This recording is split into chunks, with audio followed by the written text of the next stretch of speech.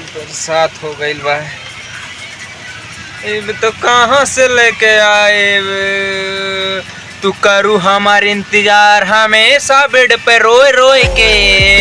हम पैसा परदेश से 2-3 साल में कमा के लौट के आए तब सुकून मिले ना भैया।